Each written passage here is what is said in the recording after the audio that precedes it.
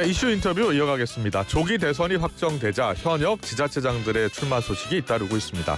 출마 선언에서 새로운 박정희가 되겠다면서 포부를 밝힌 분입니다. 삼선 의원 출신으로 7년째 경북 도정을 이끌고 있는 이철우 경북도지사 연결합니다. 지사님 나와 계시죠? 예, 반갑습니다. 네, 반갑습니다. 자, 지사님 지난 9일 출마 선언하셨는데 예. 박정희 전 대통령 생가에서 하셨어요? 예, 같습니다. 생가에서 출마를 공식화하신 이유는 어디에 있어요?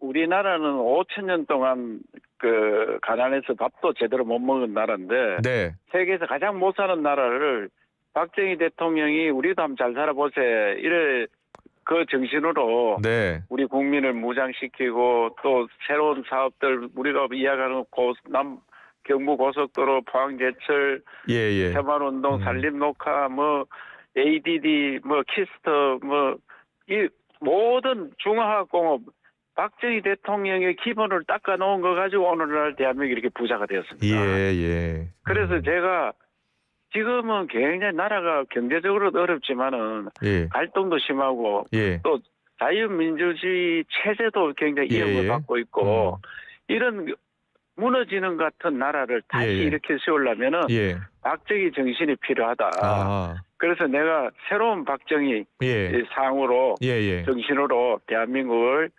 60년 다시 초인류 국가로 만드는 그런 정신을 개성하겠다. 이런 뜻으로 새로운 박정희. 그래서 박정희 대통령이 생각해서 했고 현재도 서울의 상암동 박정희 기념관 있잖아요. 거기에 왔었습니다. 여기 와서 왜 왔느냐. 박정희 대통령 동상을 만들어놨는데 이 기념관에 세우려고 하는데 이 땅이 서울시 땅이라서 허가를 안 해줘가지고 2017년도에 만든 동상을 아직도 못 세우고 있습니다. 그래서 내가 대통령 되면 반드시 세우겠다. 그런 뜻으로 오늘 여기 방문했습니다. 네, 우리 YTN 본사도 상암동에 있기 때문에 가까운 곳인데 김문수 전 장관도 김문수 장관 보고 제가 같이 가자. 그것도 박정희 대통령 그래서 같이 가신 거예요? 같이 갔으면 박정희 대통령 계실 때 맨 데모나하고 박정희 쫓아내려고 하다가 반성 많이 하고 있다 그래서 박정희 정신을 요새는 많이 개성하려고 노력하더라고요. 그렇게 같이 갑시다. 이래가 같이 왔습니다. 알겠습니다. 최근에 윤 전 대통령을 한남동 관저에서 만난 일화를 공개하셨잖아요. 근데 윤 전 대통령이 출마를 권유하신 건가요?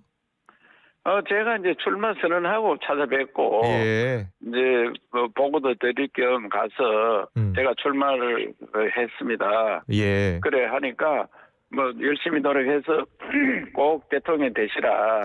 이렇게 이제 그거는 누구나 덕담을 하는 거 아니겠습니까? 덕담을 하시고 저와는 남달리 좀 친분이 돈독했고 우리 또 이야기도 많이 나눈 사이라서 그또 1호도 들릴 겸 갔었거든요. 그랬군요. 그랬더니 제가 약간 밝혔듯이 여러 가지 말씀 중에 그 대통령이 되시면은 충성심만 보고 사람을 써라. 이렇게 이야기하는 게 굉장히 상처가 많아 보였습니다. 그래요? 그럼 사람을 쓸 때 충성심만 보고 쓰라라는 당부를 했다는 거예요? 어떤 인물을 겨냥한 발언일까요? 어떤 인물을 겨냥한 발언인 것 같습니까? 그거는 고비 그런 게 자기 탄핵 소추 과정에 국회 탄핵 소추 과정에 있었던 그런 이야기. 그다음에 자기 수사 과정에 있었던. 그다음에 탄핵 심판 과정에 있었던. 그래서 고비마다 다 생각나는 사람이 있는 것더라고요. 그렇군요. 수사 과정에서 자기가 임명한 사람이 잡으러 왔다는 이야기도 했습니까? 구체적으로 누구가 사람을 이름은 안 했습니다만 그런 이야기들 하면서 수사도 개판 아니냐 하고 그래 하는 거 봤을 때 탄핵 심판도 닥쳐 좀 자기들 정보와 좀 다르게 마지막에 받겠다 그런 이야기들 하시는 거 보니까 누구를 구체적으로 이름은 안 됐습니다. 그 이름은 거명 안 했으니까. 알겠습니다. 이번 대선 경선 과정에서 윤심이 작용할 것으로 보세요. 어떻게 보세요? 그 윤심은 자꾸 그렇게 묻는데 윤심이 어디로 가느냐 묻는데 저는 대통령은 큰 위치에 있는 사람이 누구를 지명해서 나가라 들어가라 뭐 네. 그런 건 안 할 것 같고요. 예. 그래서 제 생각에는 뭐 누구를 만나주고 네. 그리고 누구 저도 만나고 뭐 나경원 후보도 만나고 뭐 그래 했잖아요. 네. 그러면 솔직히 한동훈이 만나자 하면 만나주겠나? 그러면 윤심이 그런 거 아니겠느냐?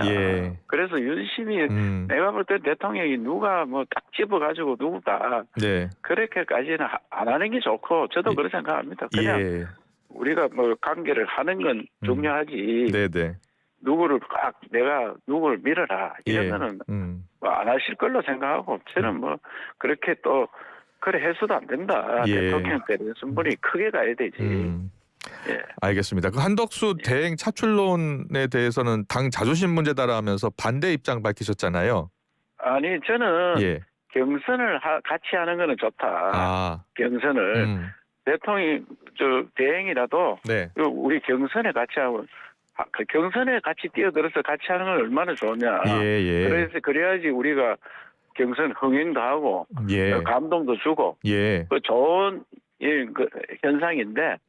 근데 이어서 경선을 하고 있는 당의 후보를 뽑고 있는 마당에 제3인물을 이야기하면은 이 힘이 빠져가지고 되겠느냐. 그래서 그런 거는 그렇게 안 하는 게 좋겠다. 이렇게 이야기하고 한덕수 총리 지금 대통령 권한 대행은 훌륭한 분인 거 저도 너무 잘 알고 저한테도 호감을 많이 갖고 계시는 분이거든요. 그래서 그분 개인에 대해 두고 이야기하는 건 아니고. 알겠습니다. 근데 후보 선출 이후에도 만약에 국민의힘 후보가 민주당 후보에 비해서 계속 뒤처진다면 그때는 단일화 고려할 수 있다라고 하셨잖아요. 자유민주주의를 지켜야 되고 자유우파가 승리해야지 나라가 잘 삽니다. 전 세계는 지금 트럼프 대통령부터 위시해서 자유우파의 전성시대입니다. 그런데 우리나라만 자유우파가 무너지고 좌파가 등장하면은 나라가 경제가 굉장히 어려울 걸로 그렇게 판단해서 만약에 우리 후보를 뽑았는데 뭐 시뮬레이션 여론조사 해보면 알잖아요. 그 100번 해도 100번 다 진다. 그때는 또 새 인물 찾아 이길 수 있는 후보를 찾는 게 그게 뭐 당연한 거 아니겠느냐. 저는 뭐 그 말씀을 드렸습니다. 그렇군요. 그러면 그 연대할 수 있는 사람 가운데 이준석 의원도 포함이 되는 겁니까? 그 누구라도 이길 수만 있다면 대통령 선거에서는 우선 이겨야 되는 거 아니겠습니까? 알겠습니다. 그런데 이준석 후보가 이긴다는 보장이 있겠나 하는 거 의구심이 지금 뭐 지지율을 봐서는 그래서 그런 것들이 문제가 되는 거지. 범보수 빅텐트 이야기가 나와서요. 가능성을 좀 물어본 겁니다. 저는 뭐 어떤 경우도 이기는 후보가 있으면 그래 해야 되는데 경선 과정에 뭐 미리 그런 이야기 하는 거는 안 된다고 생각합니다. 근데 요즘 나온 여론조사를 보면 우리 지사님께서 뚜렷한 존재감을 드러내지 못하고 계셔서 지금 일단 다음 주 22일입니다. 1차 컷오프 이제 4명을 뽑는 건데 4명 안에 들어갈 자신이 있으신가요? 지금은 뭐 원래 선거 나가서 꼴찌하는 사람도 1등 하는 줄 알고 뛰다닙니다. 그래요? 그래 해야 되고. 그래서 저는 지금 뭐 상당히 불리한 조건이 있는 건 틀림없죠. 왜냐하면은 그 전에 아직 뭐 대선 이런 이야기를 안 했고 나온 분들은 대통령 선거에 몇 분 나오신 분들이 대부분이고 또 당대표하면서 대선 나가겠다고 주로 이야기를 했는데 저는 뭐 탄핵 이후에 지금 후발주자로 나왔으니까 그래서 이걸 이제 경선 룰이 당심 70% 민심 30% 하자 이렇게 제가 주장을 했거든요. 당 후보를 뽑으니까 그러면 당심만 많이 반영이 되면 그것도 그분들하고는 평소에도 제가 뭐 최고위원도 했고 사무총장도 했기 때문에 뭐 좀 해볼 수 있는데 좀 쉽게 좀 접근할 수 있는데 이 민심 100%로 하니까 국민 경선 100%로 하니까 그분들은 100m 달리기 하는데 50m 가 있고 저는 이제 처음 출발선에 서가 있는 예. 그런 심정이기 때문에 예. 그분들이 뭐 뛰어가거나 걸어갈 때 저는 날라서 가야 된다. 예. 그래서 그런 심정으로 지금 뭐 쭉자자자 뛰고 있습니다. 예. 예. 그 동대구역 탄핵 반대 집회 때 애국가를 열창하셨었잖아요. 예. 예. 그 이후에도 탄핵 기각 또 각하를 주장하셨는데 윤 전 대통령 탄핵에 반대한 이유는 가장 큰 이유는 어디에 있었습니까? 박근혜 대통령 때도 저는 반대를 많이 했거든요. 예. 그게 지금 생각하면 박근혜 대통령 탄핵 그게 지금도 정당했다 생각하는지 예. 그것이 우리나라에 미치는 영향, 갈등, 그다음에 대한민국 발전에 정말 걸림돌이 됩니다. 그래서 탄핵이 상습화돼서는 절대로 안 된다. 대통령이 뽑았으면 5년 동안 임기를 채워들어야 되지. 예. 그거는 우리가 잘못된 거다. 예. 어느 나라가 그렇게 탄핵을 남발하는 경우가 있습니까? 예. 그래서 탄핵을 그래서 그때도 반대했지만 이번에도 반대를 열심히 했었습니다. 예. 뭐 그때는 제가 표 있는 사람인데 이번에는 표도 없는 사람이 열심히 반대했습니다. 예. 그런데 지금 현직 지자체 단체장이잖아요. 예. 그런데 지금 일각에서는요 내년 지방선거 앞두고 몸값 올리기 위한 행보 아니냐는 비판도 있어요. 거기에 대해서는 어떤 생각이세요? 경상북도는 몸값 안 올리도 지난번 선거할 때 저하고 뭐 대적할 분이 거의 없었습니다. 지금도 마찬가지고 그래서 마찬가지라기보다는 뭐 제가 그 금방 전 이야기가 아니고 몸값을 올릴 정도의 불안한 정도는 아닙니다. 그렇기 때문에 그런 건 아니고 무너진 나라 정말 자유우파 종갓집 종손이 보호가 있을 수 없어서 나섰다. 그런 마음으로 나라를 구하는 마음으로 나섰지. 내년에 뭐 지방선거에 한 번 더 당선되기 위해서 몸값 올린다 하는 것은 잘 모르는 사람들이 하는 이야기일 거예요. 그러면 지금은 이제 휴가 중이신 거예요? 휴가 해가지고 뭐 22일로 끝나면 휴가 한 일주일 하던 택이고요.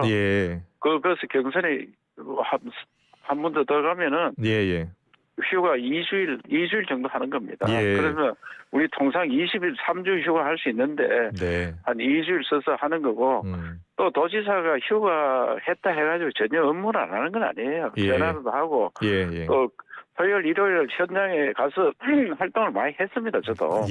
그렇기 때문에 완전히 떠나 있는 건 아니고 그 일도 해가면서 한다. 그래서 전혀 불안감 없이 하도록 그래 하고 있습니다. 알겠습니다. 그리고 보니까 최근에 이제 기자회견 때 좌파 연성 사상전이라는 표현을 하셨더라고요. 좌파 연성 사상전이 무슨 뜻입니까? 그 용어로서 사상전이 펼치는데요. 쉽게 말하면 강우병. 우리 강우병 그때 온 나라가 난리 났었잖아요. 그런데 지금 강우병 때문에 뭐 강우병 걸린 사람 이야기 들어봤습니까? 사드 배치 때 저는 직접 겪은 건데 사드 배치하면은 전자파에 사람이 타 죽는다. 무슨 벌이 다 죽고 무슨 과일도 안 되고 성주 차면은 전자파 참여가 되고 안 팔린다. 이래가지고 온 나라를 들쑤셨는데 저는 그때 찬성을 해가지고 난리가 났었습니다. 우리 저 김천 고향 지역구에 그때 당시 국회의원인데 온데 현수막을 이철우 개철우라고 붙여놓고 이렇게 또 제가 잘 아는 그 노인 회장 이런 분들이 저를 보면 막 개머신머시라고 욕을 하고 그게 왜냐하면은 세뇌가 돼가지고 자기들은 죽을 판인데 이놈은 지가 출세하려고 찬성을 하는구나 이렇게 생각하는 거예요. 그러니까 자기도 모르게 가랑비 쳤듯이 저어드는 게 사상입니다. 사상. 그분들이 지금 전자파 아무 영향 없다고 발표돼도 이게 아직 그 전자파에 대해 두려움을 가지고 있어요. 그래서 이런 일들이 계속 벌어지고 있는데 그 우리나라 이 굉장히 무서운 연성 사상전이 그래서 부드러운 사상. 그러니까 과거에는 그 뭐 사회주의, 공산주의 하자하고 뭐 미 문화원에 불도 지르고 막 사람도 막 해치고 뭐 이런 일을 강성으로 했다면 지금은 용어로서 하고 있어요.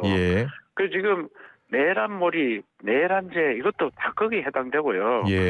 지금 또 어떤 일이 있냐면 탄핵 이후는 절대로 정권 못 잡는다. 이것도 거기에 해당되는 거예요. 지금 계속 세뇌되면은 우리 자유우파 외국 시민들이 힘을 잃습니다. 힘을 잃어요. 그래서 이런 일들을 당하고만 있을 수 있느냐 네. 알아야 된다. 예. 그래서 제가 연성사상제 기자회견을 했죠. 예. 예. 그 보니까 사상전에 윤 대통령이 반국가 세력이라고 해서 예. 반국가 세력이 이런 사람이 반국가 세력이다. 그런 이야기입니다. 알겠습니다. 그럼 그 사상전에 그 걸린 12명의 국회의원 이렇게 예. 표현하셨던데요. 그럼 탄핵소추에 예. 참여한 그 12명의 예. 국회의원은 다 사상전에 그 걸린 사람들은 겁니까? 예. 내란죄가 막 내란이 막 일어났다 이러니까 거기 막 말려드는 거죠. 예. 박근혜 대통령 때도 마찬가지고요. 예. 그런데 지금 앞으로도 그런 일이 계속 벌어지고 있습니다. 지금. 그럼 당에서 어떻게 해야 된다고 보시는 거예요? 연구를 해야 되죠. 예. 누가 이런 내란몰이 이걸 누가 주도를 하는지 예. 그에 대해서 핵심을 알아내야 됩니다. 예. 당에서 그런 걸 역량이 없고 또 우리 국가를 운영하려면은 국가의 전략을 짜는 분들이 이렇게 갈등을 만들어내고 이런 것들에 대해서는 철저하게 연구를 해야 됩니다. 네. 그래서 그런 게 좀 아쉽습니다, 지금. 예, 알겠습니다. 국민 통합을 하는데 노력을 해야 되는데 예. 갈등을 부추기고 싸우게 만들고 그래서 갈등 공화국이 되고 있는 거예요, 지금. 예. 예. 근데 야권에서는 지금 이재명 전 대표가 유력한 대권 주자인데요. 예. 기자님께서 유력한 게 아니고 거의 뭐 확정적 아닙니까? 그거 보니까. 그래서 예. 경선 이제 시작이 됐으니까요. 예, 기자님은 이제 이철우로 이재명을 이긴다라고 하셨습니다. 예. 이 전 대표를 상대로 해서 어떤 강점이 있다고 보시는 거예요? 뭐 여러 가지가 있겠지만은 네. 우선에 저는 지방을 잘합니다. 예. 지금 대한민국은 지방이 소멸 직전입니다. 예. 그래서 지방을 살려서 대한민국을 살려야 되는데 예. 그 이재명 그 후보는 이제 수도권에 주로 살았잖아요. 예. 예. 태어나기는 지방에 태어났지만 예. 그래서 지방을 저보다 잘 모를 것 같고 예. 예.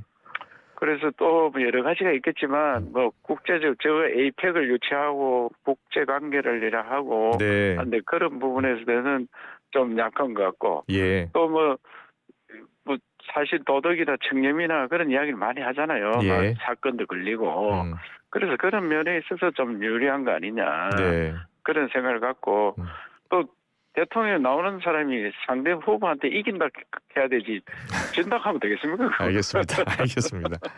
자, 예. 그 정책 하나만 여쭤보고 마무리하겠습니다. 예, 국민의힘이 예. 주 4.5일제 검토해서 대선 공약에 반영한다는 거예요? 예, 어떤 생각이십니까?